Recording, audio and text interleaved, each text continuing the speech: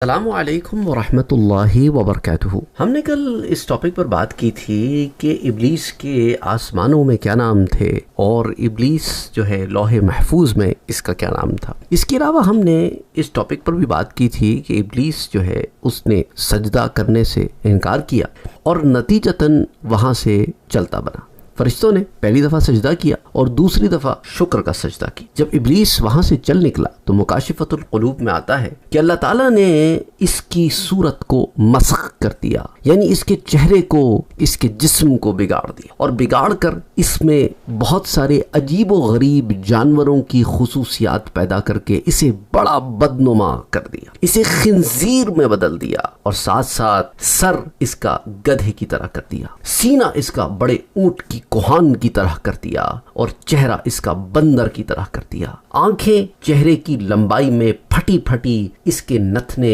حجام کے لوٹے کی طرح کھلے تھے، دونوں ہونٹ بیل کے ہونٹوں کی طرح تھے، اس کے دانت خنزیر کی دو بڑے دانتوں کی طرح تھے، داڑھی میں 7 بال تھے اور جنت سے دھتکارا ہوا تھا، بلکہ زمین و آسمان سے دھتکار کر جزیروں کی طرف نکال دیا گیا تھا۔ زمین میں بھی چھپ کر داخل ہوتا، اللہ تعالیٰ نے قیامت تک اس پر لعنت فرمائی ہے کیونکہ وہ کافر ہو چکا ہے۔ اب دیکھیں وہ ابلیس جس کی کوئی بہت اچھی حیت ہوگی لیکن اپنے غرور اور تکبر کی وجہ سے، وہ جو عالم تھا، بہت بڑا عابد تھا، فرشتوں کا چاند تھا، فرشتوں کا معلم تھا، وہ تکبر کے باعث کوئی بھی شے اسے نفع نہ پہنچا، اور اس کے اس حال میں ایمان والوں کے لیے بڑی نصیحتیں ہیں۔ اس لیے آدم علیہ السلام کا قصہ بار بار قرآن کریم میں ذکر کیا گیا ہے تاکہ آپ اور میں اپنی اصلاح کا سامان کر سکیں۔ حدیث پاک میں ہے کہ جب ابلیس کے ساتھ خفیہ تدبیر کی گئی تو حضرت جبرائیل اور حضرت میکائیل علیہم السلام